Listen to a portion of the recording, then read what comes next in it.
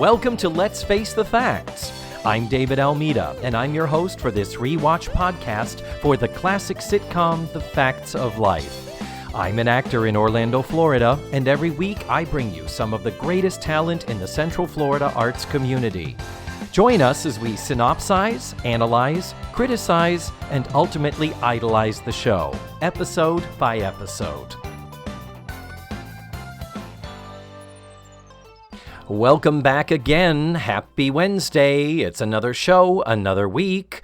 Thank you so much for downloading and pressing play. My guest this week is super talented, super brainiac, super nerd, Arnie Ellis. He is out in Los Angeles, but a former Orlando actor. He's like a Renaissance man. He is an actor, a writer, a director, an improviser, and a pretty successful stand-up comic as well. I first met him when we were both working at Disney, even though he's a little younger than I am. He was an old pro, and he was such a great help at showing me the ropes. So I will always hold such a fond place in my heart for Arnie. And I'm really happy that I had him on this week because, ladies and gentlemen, you are going to hear things you have never heard before on this show. You are going to hear me singing the praises of an episode from Season 5. Yes, that's right. This episode I loved.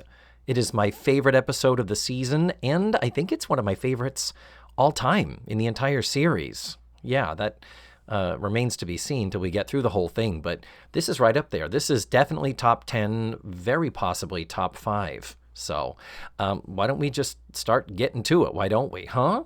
Arnie and I watched Season 5, Episode 22, called All by Herself, and the original air date was March 14th of 1984.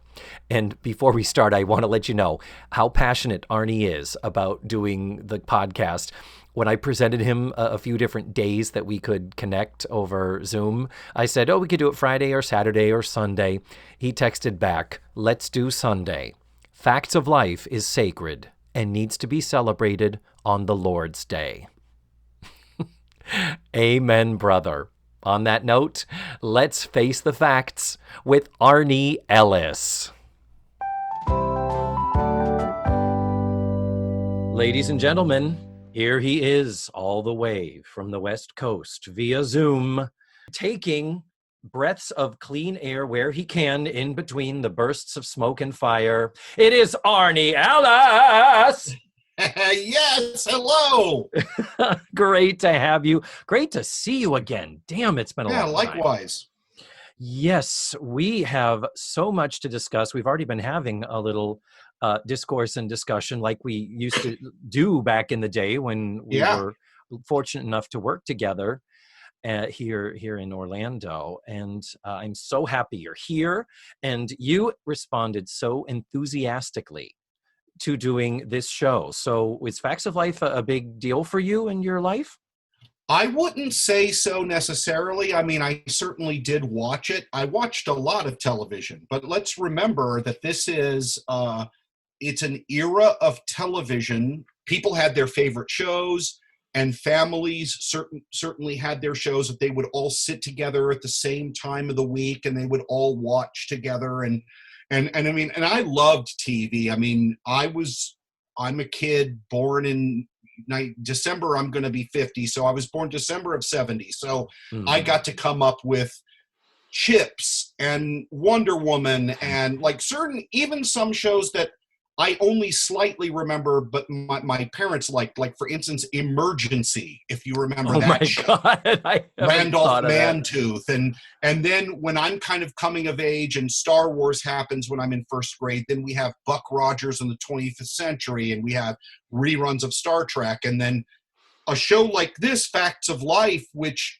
really is kind of coming about in my own pre-adolescence I mean, it was on for a long time. So it was present for that. And other shows like Silver Spoons, which I remember loving. And these short form 30-minute stories that really are 20, 21 minutes because of commercials that tell you a story very quickly. They teach you a lesson. and families would sit together and watch and discuss, versus now where, because of the amount of choice that we have, because of Netflix, because of all the streaming services, it has created smaller conversations amongst people, especially on social media and in culture. Whereas if you only had 3 channels and Thursday night at 8:00, there were really only 3 major shows going on, chances are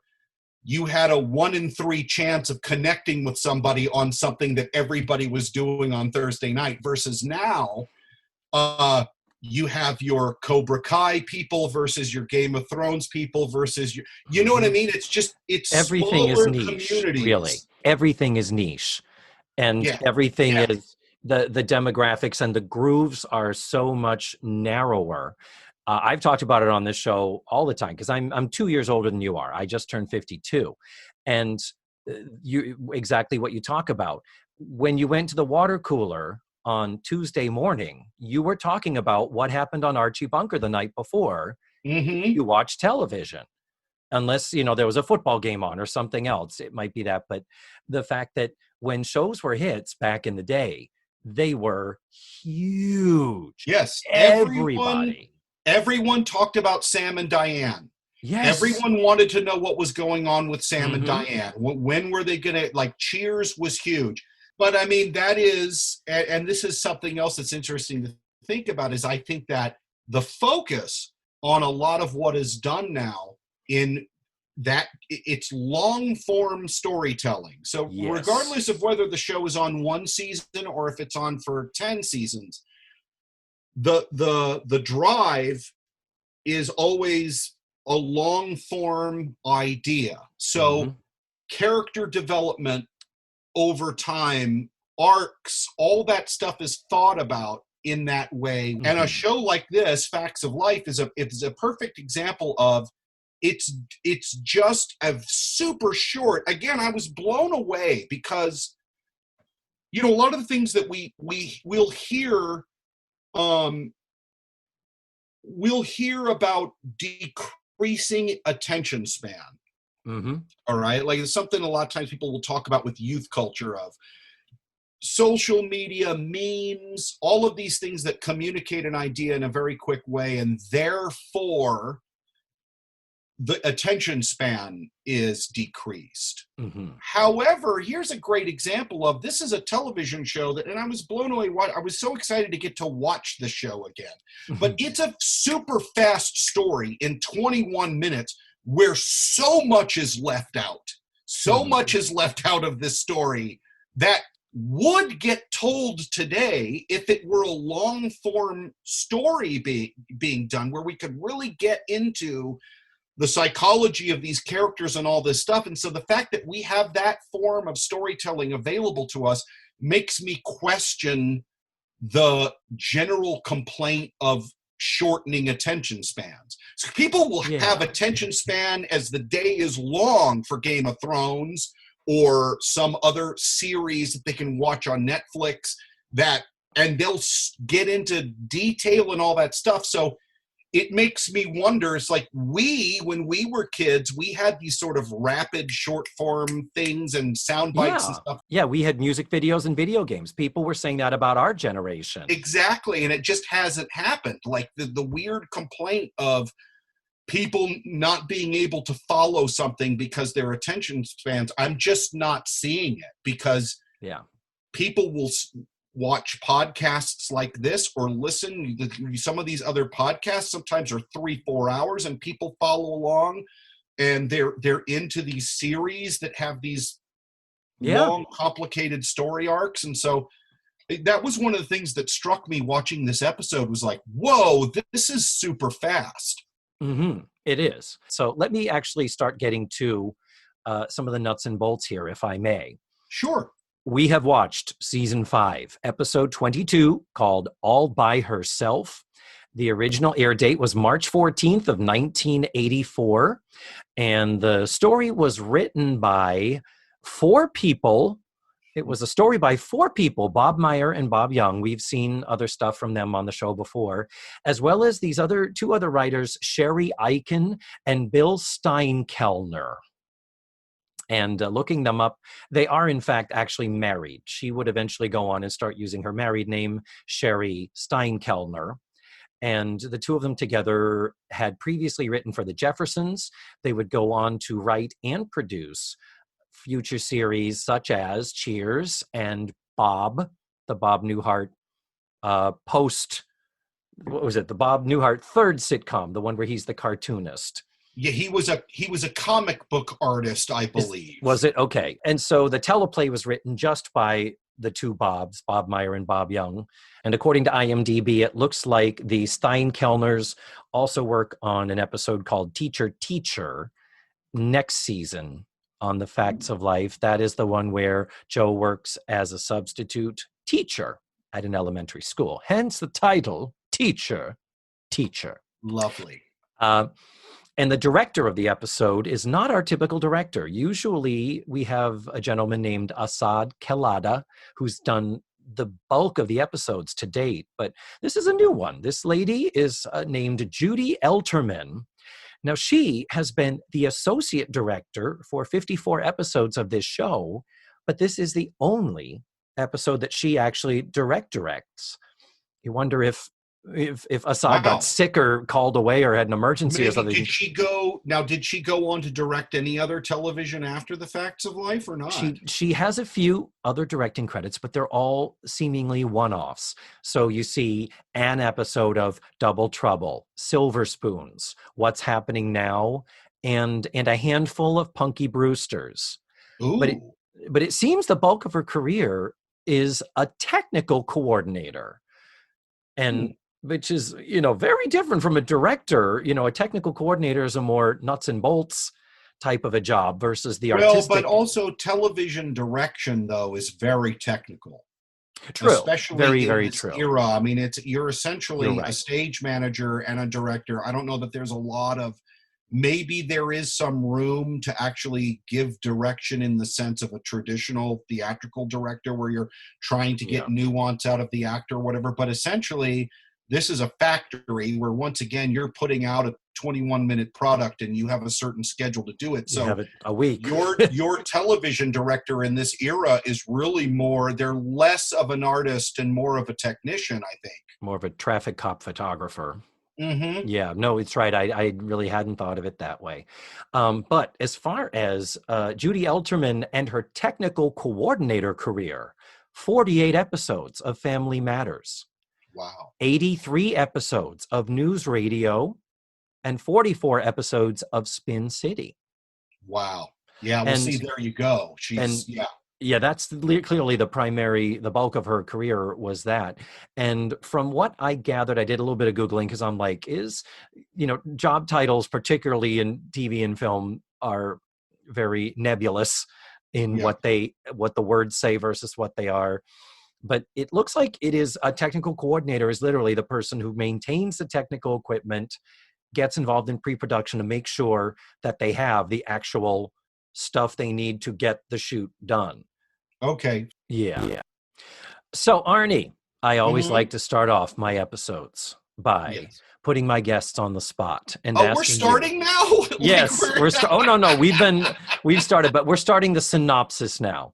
But before I do the microscopic scene by scene dissection, what I always like to do is ask my guests if you would please give us a 1 to 2 sentence broader synopsis, similar to a listing like you might find in a TV guide.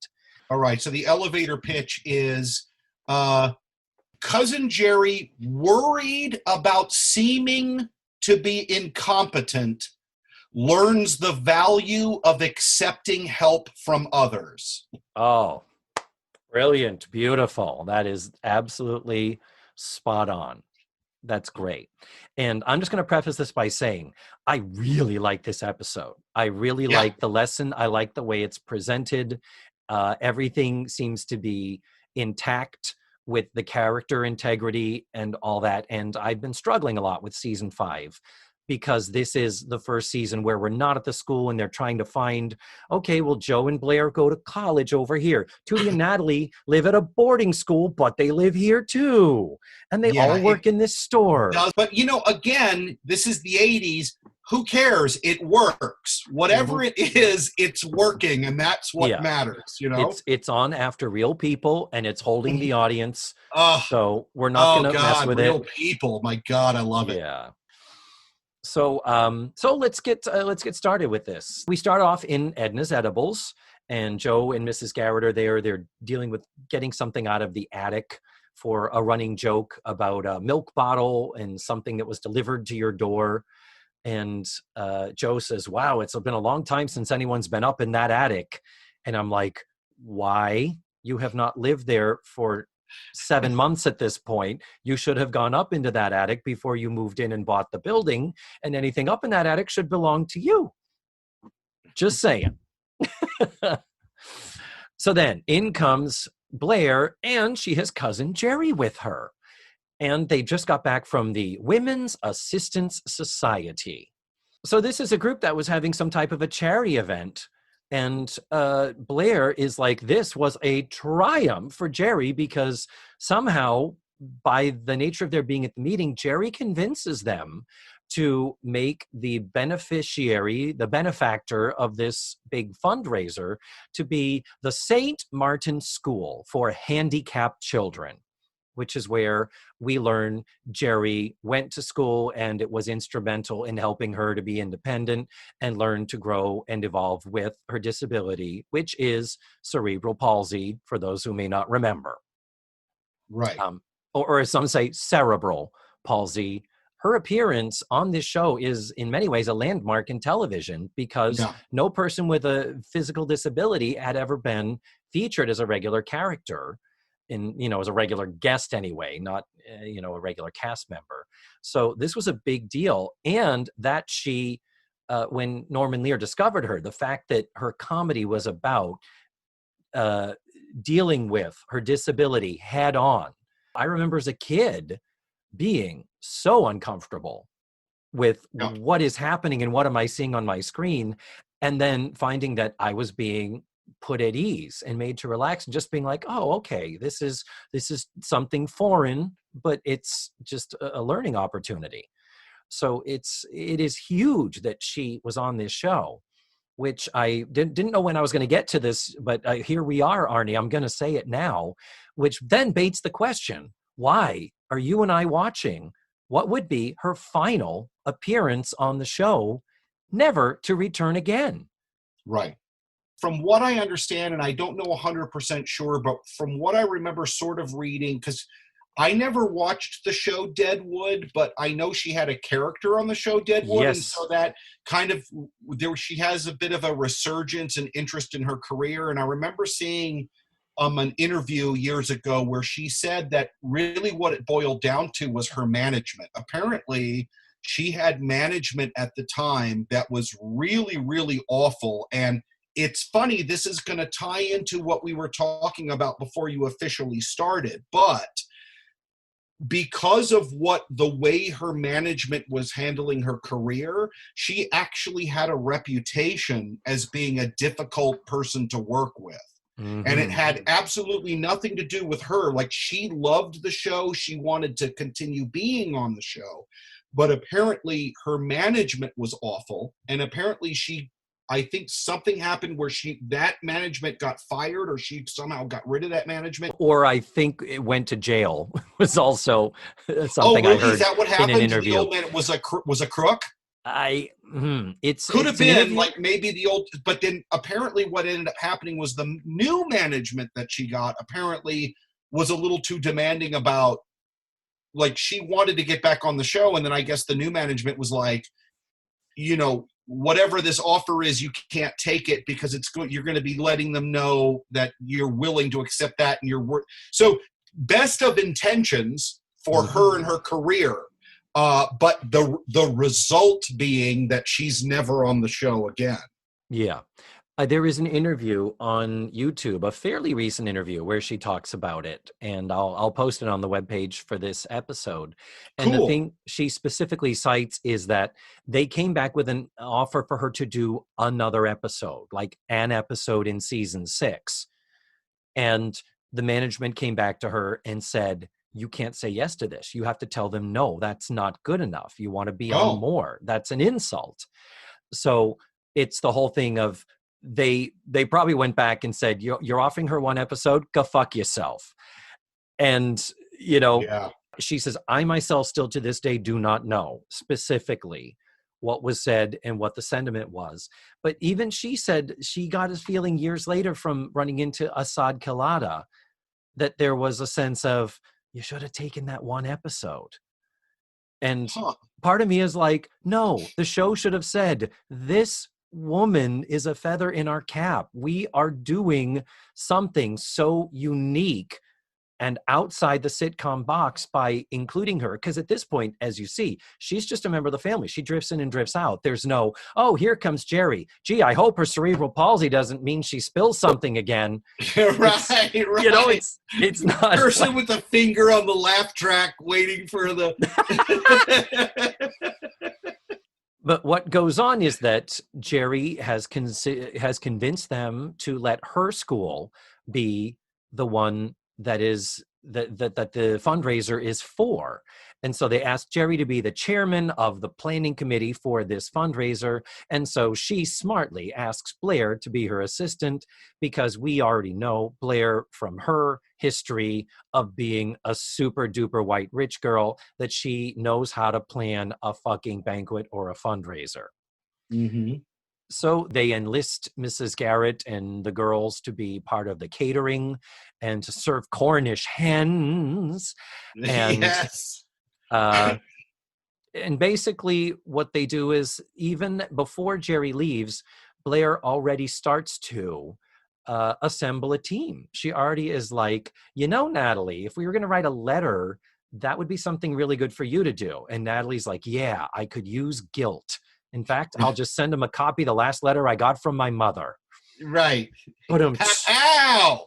yep. Yes, yes, brilliant. Archetype Jewish mother. They've Yeah, used that right. many times before. Yep. And then they have Tootie, and then she asks Tootie, maybe she could get a press release to some newspapers. And Tootie's like, oh, yeah, sure, and the radio stations. So as Jerry leaves this scene, she's like, well, clearly I'm leaving this in capable hands. And her last word before she exits is, remember, it's for Jerry's kids. Yes. Yada-da! Yeah, that's muscular dystrophy. How dare you? Right. That's the end of scene 1, correct? Yes, it is. And so then we go into the next scene in the living room. And we have Blair on the phone with a magazine pouring on the Warner charm and them flattering her about the sound of her voice. We've got Mhm. Tootie and Natalie stuffing envelopes. Natalie is folding and stuffing. Tootie is licking. Jokes about her tongue being dry and paper cuts and all that. There are some little snips from the episode for the syndicated version. Arnie, for the version that you watched that was 22 minutes long, the actual full-length episode was 25. And so there are some lines throughout the episode that are cut out. There's not really a big chunk of a scene that's missing. So there are weeks when I will spend 25 minutes explaining the 3 that are missing.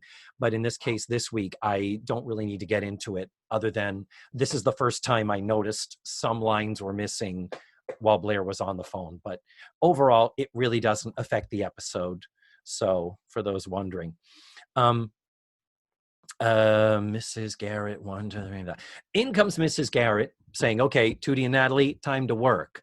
And Blair's like, oh, come on, please, I need them a little bit longer. And Mrs. Garrett says, from 1 to 3:30, they're yours. From 3:30 to dinner, they're mine. And then they do their homework.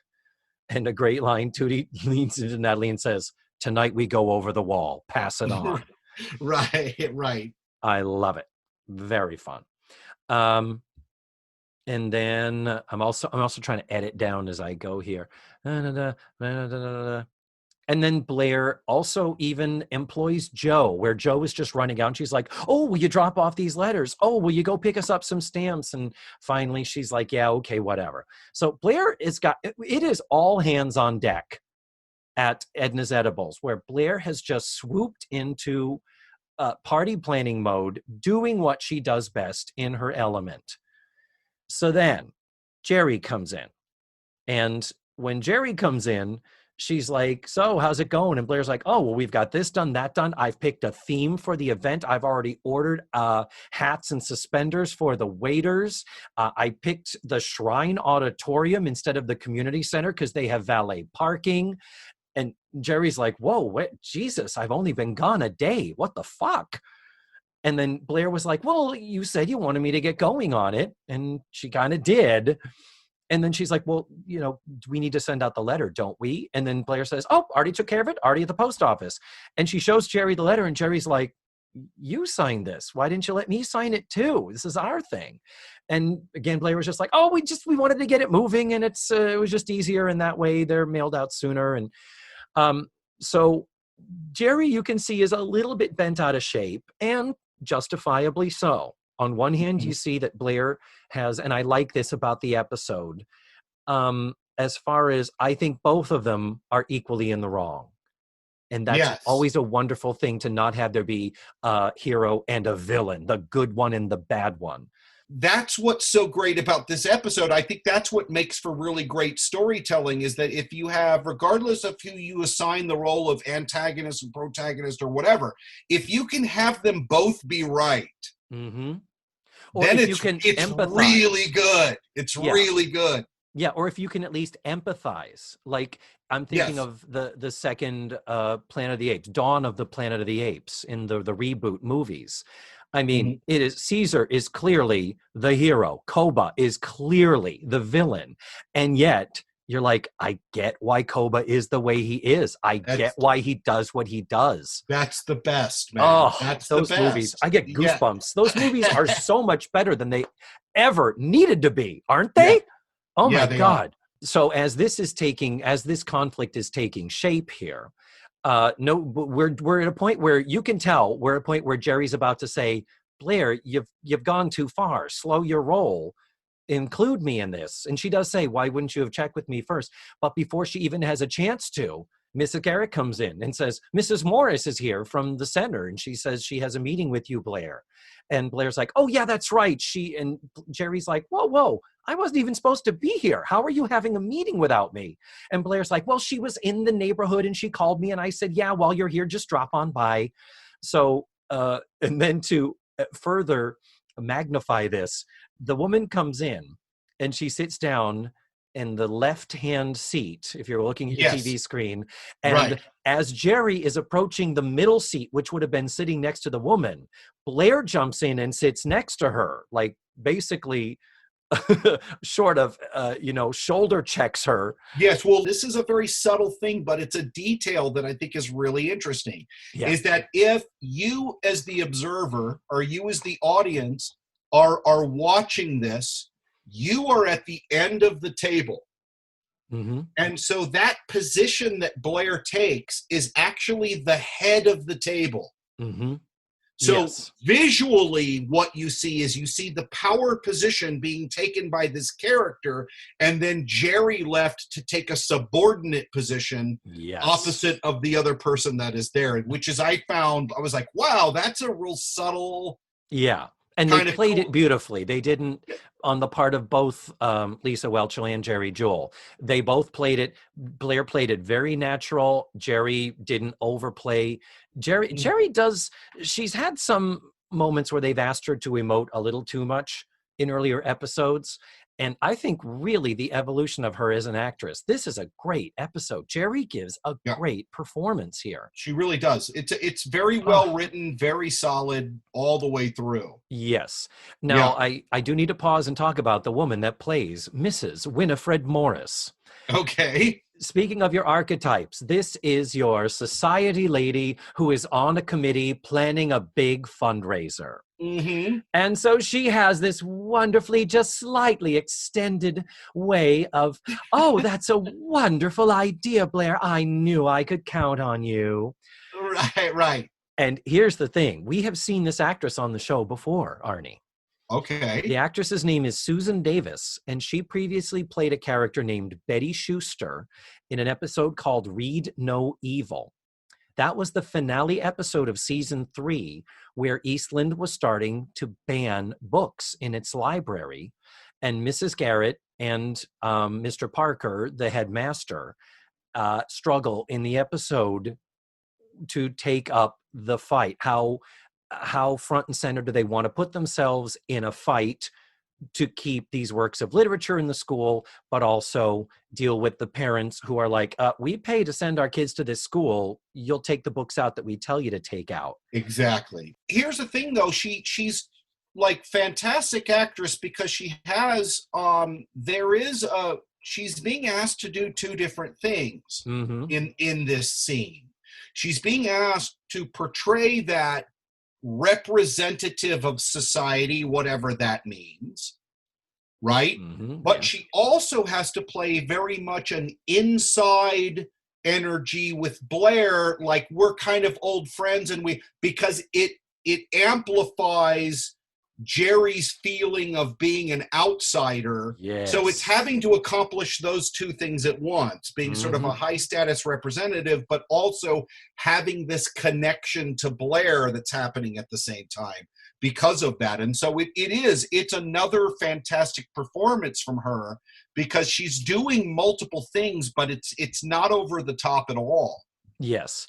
And a nice thing that the writing does is she does say on her exit line, Blair, you've done a fabulous job, and in such a short amount of time, you are a marvel. And then she turns and says, bye, Jerry, and leaves.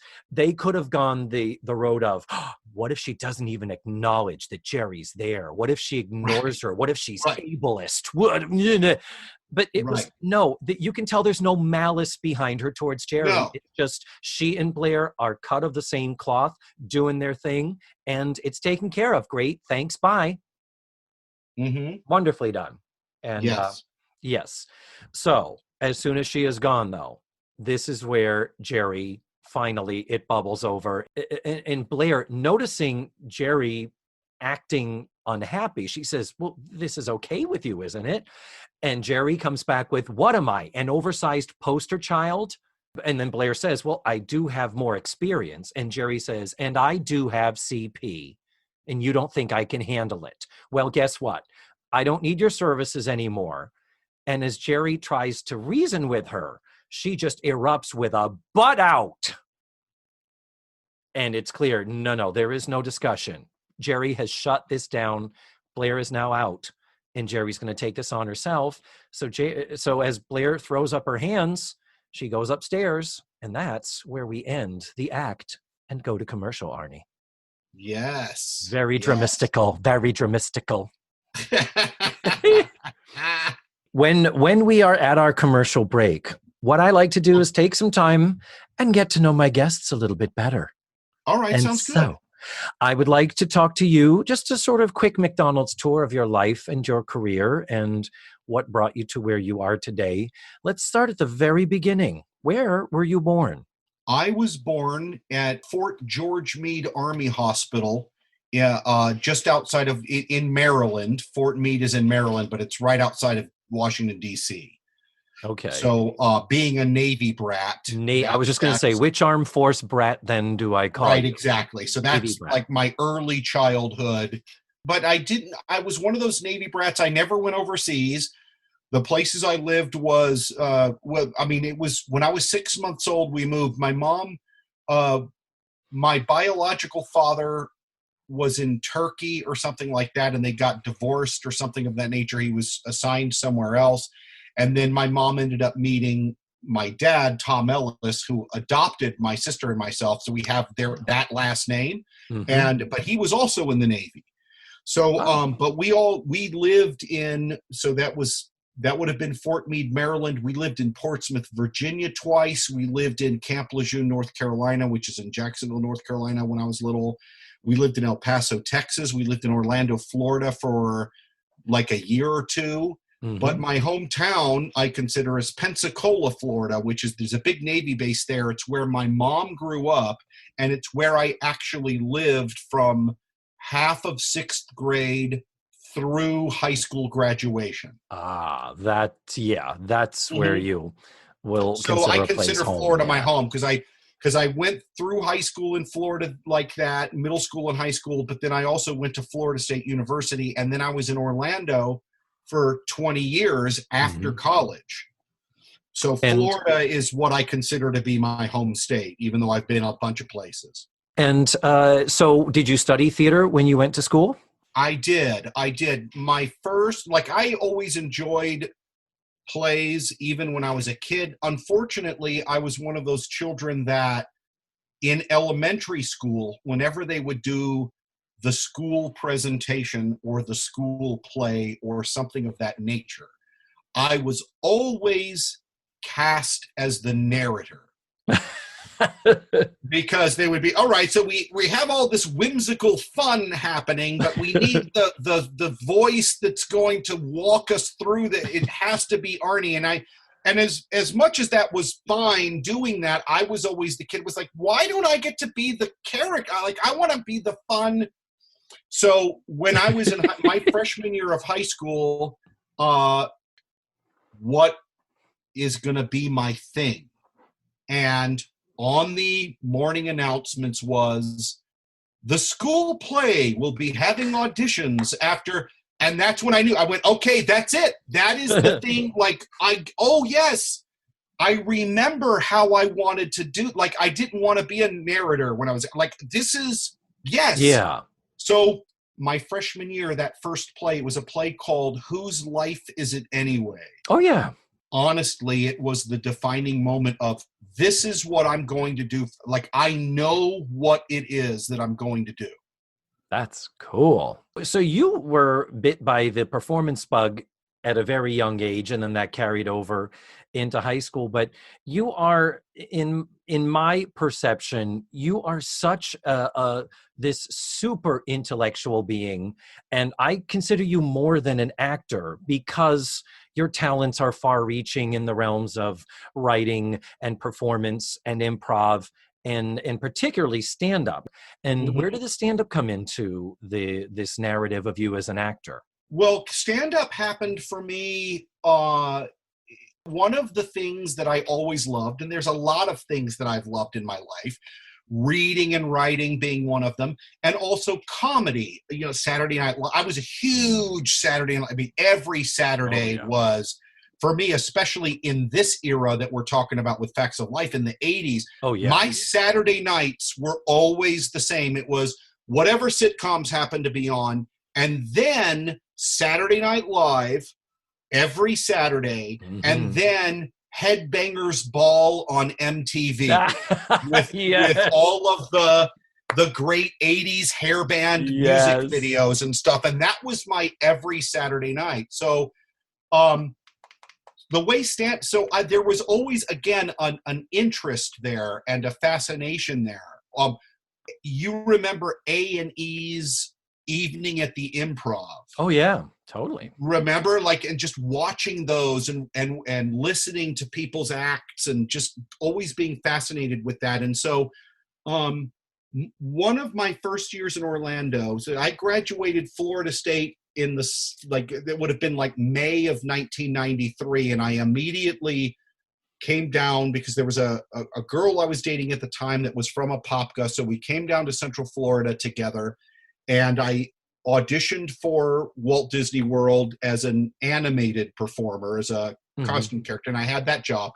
And then I did a show called Subterranean Bliss.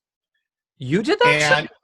Yes, I did. And were you in that show? I saw that with Fuchsia Pochette. Yes. We were the improv group. I played the mailman in that group. That was you? Yes, I don't remember that character. One of the actresses in that show, she actually played the villain. It was this stand-up comic, lovely character actress named Kim Millwater. Kim Millwater. You remember Kim Millwater? I remember her, yes. So one night we're in rehearsal or I don't remember what it was, but she mentioned that she was a stand-up comic. And she says, oh, my roommate runs an open mic, and we have an open mic every week. It's like on Tuesday nights, and it's at the Holiday Inn on Lee Road in Winter Park. And it was being run by a guy named Chuck Jones, who was a super funny gay comic. And it was, because it was one of the Orlando open mics, that's where anyone that was a comic in Orlando went at that time. So I remember going and signing up. So Jill Sharga was there every week. Yes.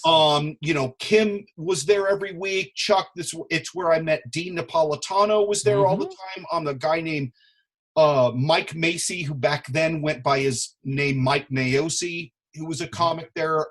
Greg Hahn, who went on to be like a fairly prominent, a guy named Chris Edgerly. This was like a magical time to show up in the early 90s and get involved with doing stand-up and meeting all of these people that many of them continue to have, and also be able to do theater.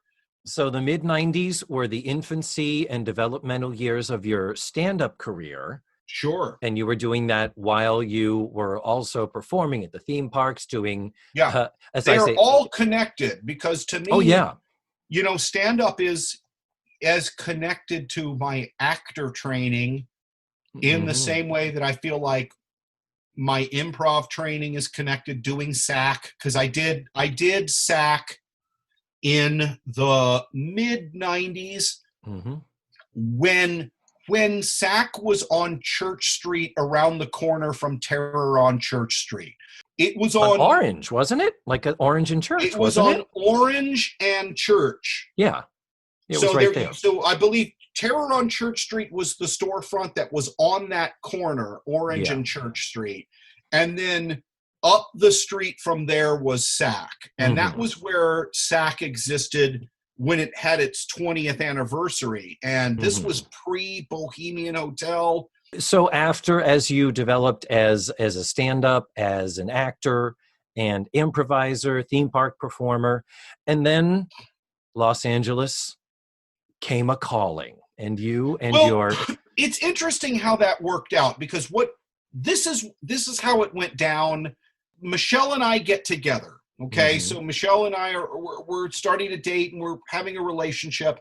Now, Michelle had her own journey with Florida, multiple themes, like a lot of people. And then she had a really decent run with, doing like The Glades and Burn Notice, and a couple of movies and all of that kind of stuff. And she, as a actor that has a real interest in television and film, had in some ways kind of exhausted maybe what Florida was going to offer. I don't know if that's the right word, but definitely any opportunities that she was going to get beyond that were going to be similar. And you sometimes limited. Ask yourself in life, what's the next thing? Yeah. Can I kick this up a notch? Whatever. Yeah.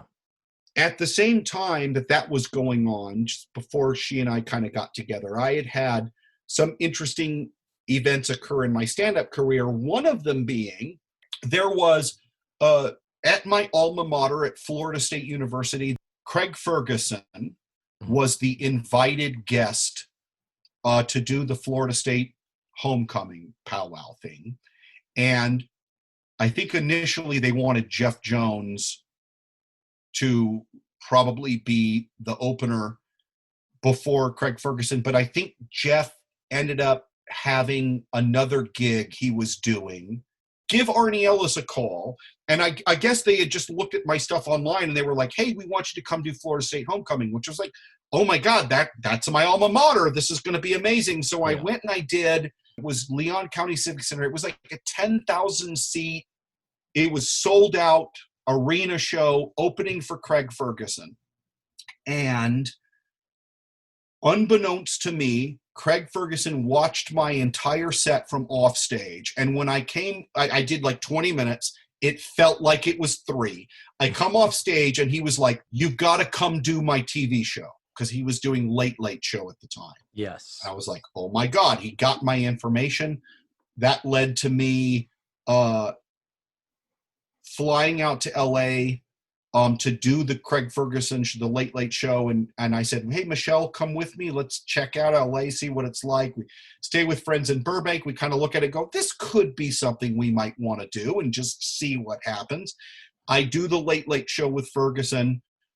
It never airs because they change sound stages. My background's not going to match. There's that whole thing. But at the same, I mean, that's a typical, and the thing is that Hollywood story is so typical where it's like this commonly cool thing tragic happens and no one ever knows about it. And, but we decided that we would move out here. And so, so that's what we're doing. We've been here for 7 years now, and it's an intensely interesting experience, especially moving to Los Angeles, because I was 42 when we moved out here. So, not a hungry kid. No, it's like, and I have friends that have been out here since they were 22, 23 years old, like right out of college, and they've had their experience. And it's sometimes funny to think about what would have happened to me if I had come out here at 20. So it's a different experience than I think what a lot of people have, but I've had a lot of amazing, cool little things happen. And it's in a lot of ways, I continue to be very blue collar about my craft and my art and what I like to do in the way that I've always been. I'm just doing it in LA now. And LA is super interesting because the weather's awesome most of the time. It's like a lovely place to be. You're around a super cool energy of young people in a lot of ways that all have dreams and they're all out here wanting to do it and everything. And so in a lot of ways, it's artistically fulfilling. It's challenging. It's a lot of things, and including a huge pain in the ass because pretty much everything in Los Angeles is a hassle. Sometimes getting 3 miles down the street is a hassle. Everything's a hassle. That's the trade-off. Yes. Well, Arnie, I'm so glad to get this chance to talk with you again and that you made a time to be on the show. But Arnie, enough about you. Okay. We have to get back to the facts of life. Yes, we do. We have a very, very important lesson that needs to be learned here. Yes, we do. So I love this. We need to come back from commercial. And when we come back from commercial, there is a little teeny tiny bit that is cut from the syndicated version. And the only thing of it of note, we do have a moment where there's a somewhat of a face-off between Joe and Mrs. Garrett over what the menu is going to be for this fundraiser. And there is a close-up of Mrs. Garrett who just looks at her and says, I am not serving chili at $20 a plate. And Joe says, what? You run out of food? You add an extra can of beans. And Mrs. Garrett just glares at her and says, Joe, you are the stingiest teenager I've ever met. And Joe says, thank you. And I loved anytime Joe was in this role. I wish they had stuck with it more. I wish Joe had gone into management and business and even law, as last week's show indicated might have been a possibility. I always loved that and enjoyed it. But that was absolutely working. Okay, so we're at the point little scene that we didn't see happens, but we get into now chaos. Yes, it's chaos, David. Right. It's exactly. I was just you read my mind. I was just going to say now is where the comedy starts, and they do it beautifully. We have got Tootie on the phone. The phone is ringing off the hook with people asking questions about, well, where is this? Where is that with regard to this fundraiser? And Tootie's like, I don't know. She didn't leave any word. Well, Jerry's not here. I guess I'll go try to find her notes. I'll be right back. And then in comes a customer who orders some croissants, and it's like, oh yeah, we have to take care of the business of the day. Yeah. Oh, that's right. I forgot about this character. She comes in, she orders ham and cheese croissants. Mm-hmm. Yes. And it's honestly a great setup for one singular joke that I love. But while she's there, while this is all going on, suddenly this oversized statue of a naked man is just wheeled in the front door, just glides in and is plopped center stage. It's probably, what would you say? Is it like 8 foot tall? Maybe probably, yeah. 8 or 9 foot. But it's a larger than life male statue of a beautiful male physique. He does have a fig leaf covering the naughty bits. Mm-hmm. But it's there. But the best part is this statue comes in and plops itself. And then from behind the statue, we see how it got there. This little man, this little balding, slightly overweight, unattractive, average, below average Joe looking guy walks out from behind it. Did you recognize him, Arnie? He felt familiar to me, but I didn't look up who it was. It was Ernie Sabella. Ernie Sabella, best known as the voice of Pumbaa in The Lion King. Oh, okay. All right. Fantastic. Ton of stage work. Big stage career. Best Classic. friends. The way you described him, you're essentially describing the classic character actor. If you think, yes, especially from our era, this is the guy. Oh, this is the classic character actor guy. Yes, and he is there because he's like, they were supposed to come and pick up this statue, but they never showed up. And it's like, well, don't bring it here. He's like, isn't this where, this is the address I got from this Jerry Tyler. And I think it was Blair that he said, like, where does this go? And Blair says, nowhere. Right, and so they try to convince him to take it back. And he says, I've had this statue at my house for 10 years. My wife brought it home and I've been staring at it for 10 years. If you were me and you had the chance to get rid of it, wouldn't you? Meaning I've had to compete with this looking the way I do. And honestly, the girls have no argument for it. They can't say, take it back, because he's absolutely right. And then he just has this magnificent exit line where he just steps back, and as he reaches the door, he just goes, enjoy, and walks out. He probably has 3 lines and crushes it. He does. Not only does his performance crush, but the writing is fantastic because you get a real amazing sense of what this guy's life is in 3 lines. No, the layers and the way he plays it is great. Beautiful. I mean, he's still to this day a very competent character actor, and now you see why he was that good back then. Yep. Then we have Tootie going back and forth, and more of the pandemonium of, well, Jerry doesn't have her notes, and why won't Jerry let us help? And Blair is doing a little bit of I told you soing. Well, if she had just let me, and then in comes the florist. Yes. That's how I'm saying David, that. You and I, we both have a term for this. Do we? Do you remember what that term is? He's a confirmed bachelor. Yes. We have used that term. Yes, we've definitely used that term before. So here is the thing. This is character actor Kip King. What a great name. Kip King.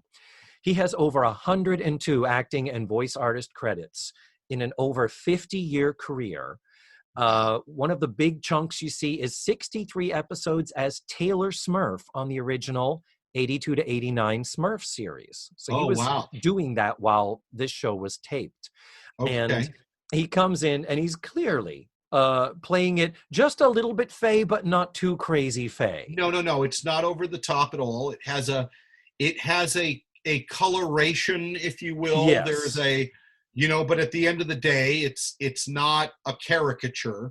He's playing the same level of character energy that everyone else is playing in the entire episode. Yes, it is marvelously consistent, and one almost could say a word that I don't often say on this podcast.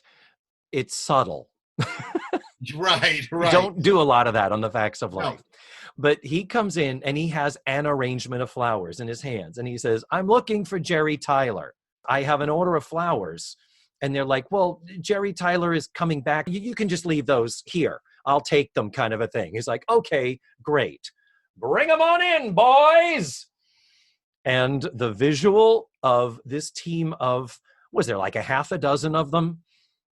Actually, no. Is it like Here's 3? What's interesting about it. If you go back and look at it, I think it's 2 or 3 people. And what they're doing is, in a very small space, they're bringing in an additional maybe 2 or 3 arrangements, and one of the guys that leaves at the beginning and then comes back puts one of the baskets in the crooked arm of the statue. Yes. And they're all reacting to it as if the room is filled with flowers, but it's really not. It's the television show budget of, we bring these handful of things and then we all play it as if.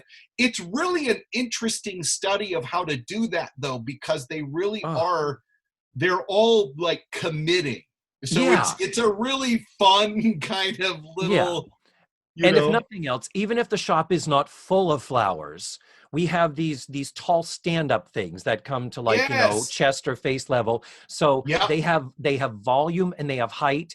And if nothing else, they're clumped in the middle of the store. They're in the way. Absolutely. And they're being reacted to by the characters as if it's a shop full of flowers, it's what makes it beautiful. Like I said, it's a really interesting study of how to make something effective in that way. It was cool. Yes.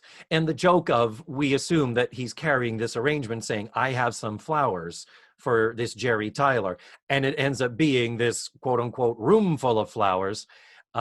So it's very funny. And finally he says, I don't know who this Jerry Tyler is, but he must like one of you gals a lot. So he's assuming that the order placed by this Jerry person was for one of the girls present working at the store.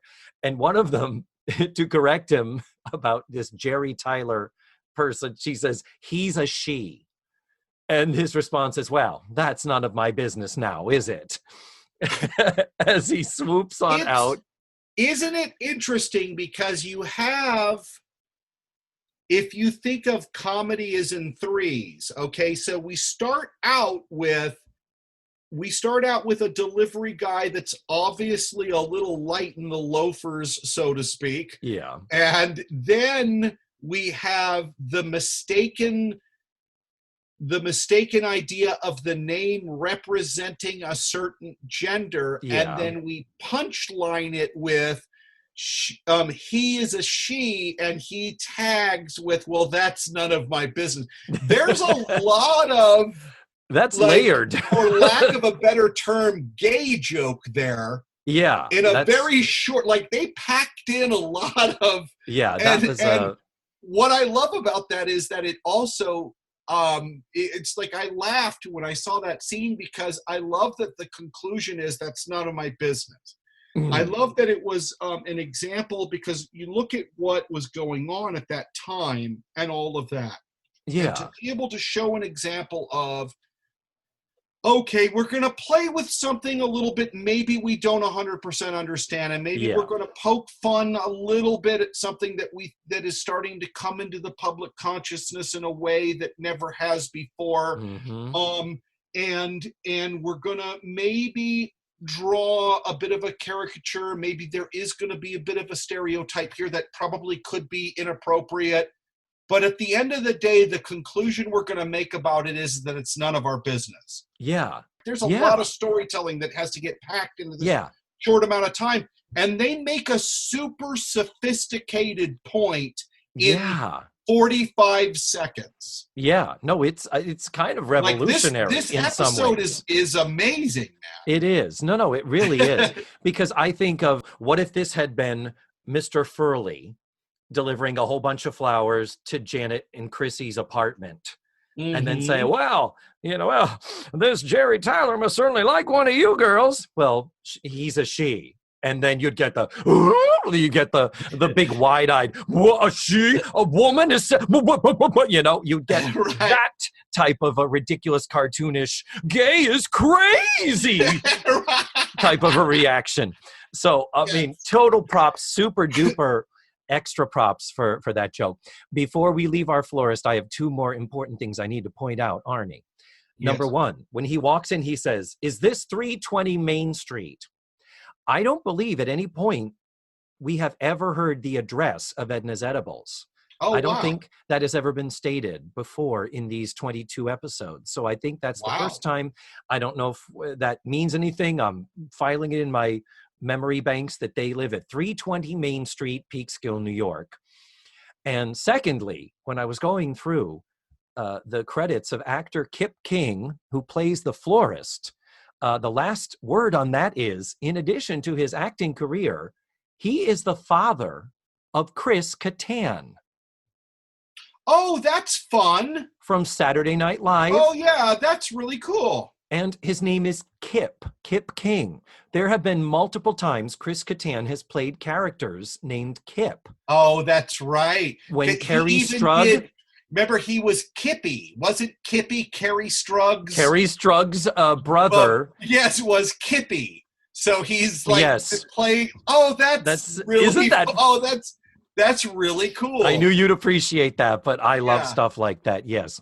Yeah. Then before Jerry shows up and things finally start building toward a resolution, we do get the comedy gold of Mrs. Garrett walking out of the kitchen into the new visual pandemonium of the shop with all of these flowers, and we get a series of, oh my, oh my, and then she sees the statue, even with the fig leaf, the fact that he is otherwise naked, her, oh my, she takes off her apron and wraps it around his midsection to cover him up, and it is a beautiful, character-appropriate, crowd-pleasing laugh. On a scale of 1 to 10, it's a 45.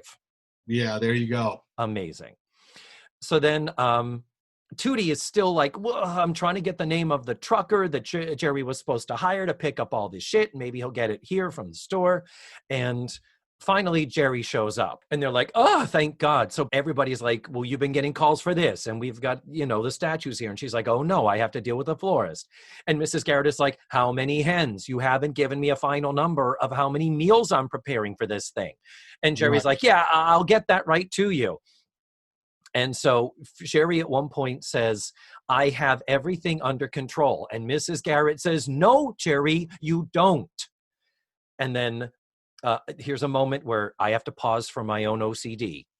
The phone rings in the store. So we hear it in the other room because they're in the living room now.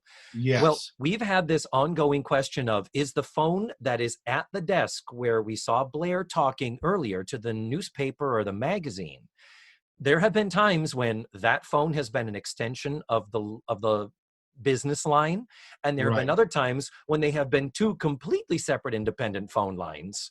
And apparently in this episode, there are two different lines. There you go. It doesn't matter. It's the 80s, man. It matters. But we get a great, great moment where Tootie and Natalie say, Jerry, come on. This is you're in over your head. And one of them says, I don't remember who it is. One of them says, we are two able bodies willing to serve. Yeah, that's Tootie, I believe. Tootie says that. And Jerry immediately fires back, oh, and I'm not an able body? And they're like, fuck. And honestly, I didn't think that either. When they said the line, sometimes you see it coming. Sometimes you see the way they word a line that, oh, they set up and constructed this line such that the response would be this. I did not see it coming. So when Jerry went, I'm not an able body, it was like, oh, fuck. We know she's got serious chip on her shoulder right now.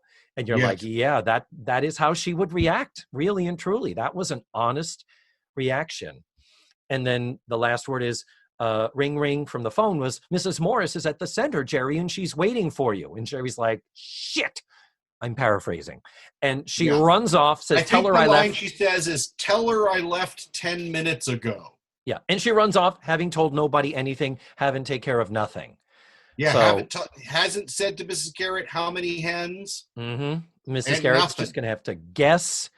And so then after that, it's still the living room, but it is later the same day. Yes, it is. Yes, it is. There's a lot that happens that we're going to spend now that we get to the last scene and then learn the lesson of the scene, but a lot happened. Yes, and they cover it very well. Yes, they do. We start with the empty room, and in they come, and the body language tells you some shit has gone down. And we do get some expositional, I can't believe it. We were 25 meals short. And there is some Blair does more. I told her so. And Joe threatening her with violence. I think Joe says, Blair, if I hear any more I told you so's, I'm going to staple your lips to the table, is Yeah, Joe's so line. hot. Put that in your spank bank, Arnie. So Mrs. Garrett says, I don't know how we stretched those meals. And Duty says, we didn't. Some people got a mound of stuffing and a wing. And Joe says, I'm just mad that we had to promise all of those people a free family-size quiche, meaning that's going to cut into our bottom line. And but they're right. Otherwise, how would it look for their reputation as a caterer? The fundraiser did raise $11,000. So then Mrs. Garrett and Tootie and Natalie go off, and then we have just Blair and Joe. And the Blair and Joe dynamic has always been this magnificent frenemy relationship where they're also kind of like girlfriends and spouses, where oftentimes they are the only ones that can really call out each other on their shit. Right. No one else can do it, not even Mrs. Garrett. So Joe turns to Blair and says, I blame you for this. And Blair is like, whoa, whoa, whoa, what are you talking about? I was doing a terrific job. This was all going to turn out fine until Jerry fired me. And Joe says, well, you were doing everything. And Blair says, all I did was make a few phone calls and sign some letters and rent the trucks and get the haul and talk to the newspapers. And finally, the dawn comes. This is the moment. As opposed to being caught up in the I told you so's and being mad at Jerry for firing her, this is where Blair realizes she has fucked up. Right. And then Jerry comes in. Perfect moment for that to happen. So Joe leaves figuring, okay, these two have got to hash it out now. So Blair, surprisingly, I shouldn't say surprisingly, it's a good thing Blair has had this little epiphany because instead of I told you soing, Blair does try to reassure Jerry. And she does say, well, you know, it wasn't that bad. It went fine. And it was all, you know, it all turned out okay. It'll be fine. And Jerry's response is, no, it's not. They're going to say the crippled girl couldn't cut it. And Mrs. Garrett happens to have walked in, and now we get the wisdom of Mrs. Garrett. And this is where Mrs. Garrett says, they're not going to say that, Jerry. They're going to say the girl with the chip on her shoulder couldn't cut it because she had to prove something. And Jerry says, well, if Blair could do it alone, why couldn't I? And Blair says, I had everybody working for me. I even had Joe working for me. And Jerry responds with, well, you didn't have everybody. You didn't have me doing anything. And then, we get a moment of realness here where Jerry says, and this is verbatim, she says, face it, Blair, you can walk faster and you can talk faster, and you think that means you can do it better. And Blair, thankfully, doesn't go on the defensive. And she says, maybe you're right. Next time, tell me to back off. And Jerry says, I did. And Mrs. Garrett once again intervenes and says, no. You didn't tell her to back off. You told her to go away. You told everyone to go away. And then we have to get our ABC After School special line, Arnie. Every show has to have the ABC After School special.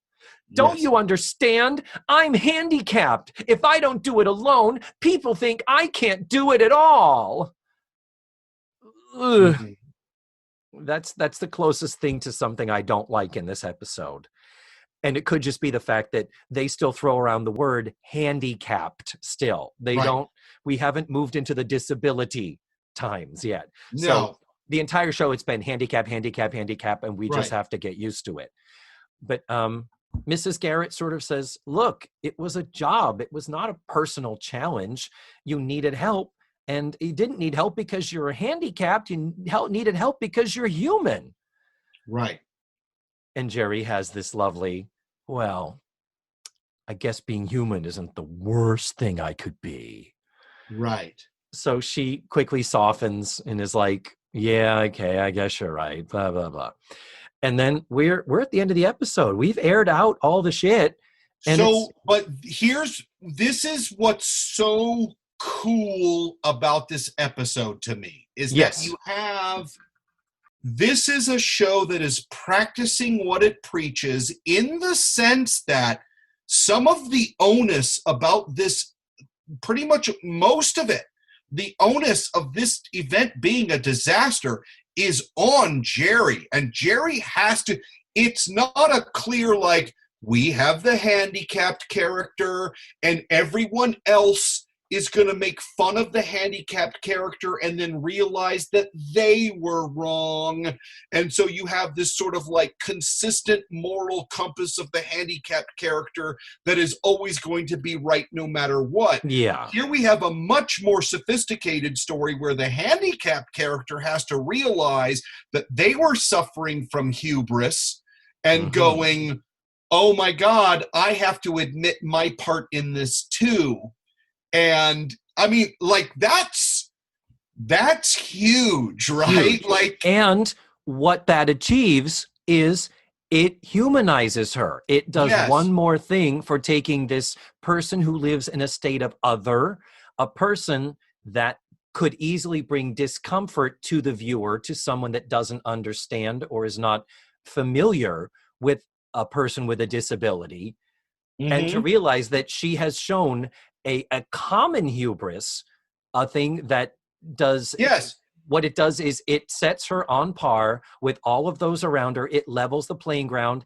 And in many ways, even though it was partially due to her disability that kind of put her in that ego place, the fact of the matter is that that was a completely common mistake that any and all of us have made and will make. And think about this, though, too, is that she's having to realize, oh my God, it's in insisting that everyone is going to treat me and see me as other, that I've actually made myself other, and then I've got to realize that if I truly want to achieve what it is that I want, then I've got to allow all of those other people that I think are going to see me as other, actually, I have to let them in to help me. It's huge. I mean, like, there's a lot of layers. Like to your point, this is a fantastic episode, and there's a lot of storytelling they have to do in 20 minutes. Yeah, and it makes. I mean, yes, does it brush with broad strokes in a lot of ways? Of course. Yeah. However, they still make some very sophisticated points in this story. And still make it funny along the way. There was still plenty of humor and laughs and, you know, quips and jokes like they have often in these shows. And it's great. I think this might be one of my all-time favorites of the series. And definitely it's my favorite of the season, because season 5 has been a little rocky, as I've said, as they've been trying to find the... Yeah, this is a really good one. Well, Arnie, I have had such a great time getting. So have I. Again, this is great. I knew you would be in your element with this, talking about pop culture and analysis and the intellectual strain that you bring to everything. Dude, anytime. You know me, I will talk anyone's ear off about anything. Well, I appreciate it. Please send my love to your magnificent wife, Michelle Sims. I will. Whom we had enjoyed last week on last week's episode. So please send my love to her. Until next we meet, until the whatever the after times are, after all this is done, and when traveling can happen, I just want to say thank you again. Smooches and goodbye. All right, goodbye. And there you have it. That was Arnie Ellis. We talked so much more. Oh my goodness. The extras are really long this week. And that's because, fortunately and unfortunately, we enjoy each other's company far too much. So we just got off on all kinds of crazy tangents and long discussions. And if you're interested in hearing more, I highly recommend checking out the extras on the website for this episode. Also on the website, I'll be posting links to Arnie's stand-up and his YouTube channel, where you can see a lot of his other stuff. I'll also post a link to that Jerry Jewell interview that we discussed. It's really a shame, and I really and truly, I'm very, very sad that I enjoyed this episode so much, and that it is the last time we have Cousin Jerry on the show. This is really the end of an era, so mourn accordingly, please, my devoted listeners. And I hope you're picking up on I've got this wonderful new obsession. Thank you, Season 5, for giving me the inconsistent telephone situation. That's right. Is it an extension? Is it 2 lines? Is it 3 lines? Does the business line share the home line? It's really another delicious thing you're going to get to hear me talk about probably an awful lot from now to the end of the show. But moving on. Next week, I'm going to be watching Season 5, Episode 23, called Seems Like Old Times. You can watch for free on dailymotion.com. I will post a link to the video in the show notes as well as on the website for this page. So that's it. Thank you so much, guys, for listening to the show this week as every week.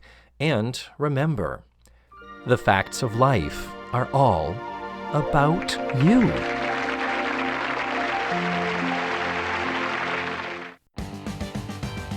Let's Face the Facts was produced, written, hosted, and edited by me, David Almeida.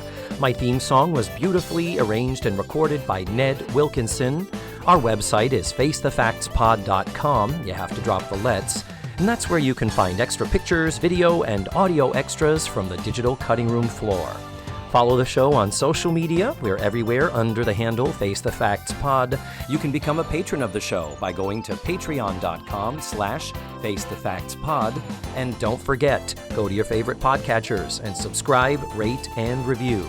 Tune in again next week for another thrilling episode of Let's Face the Facts.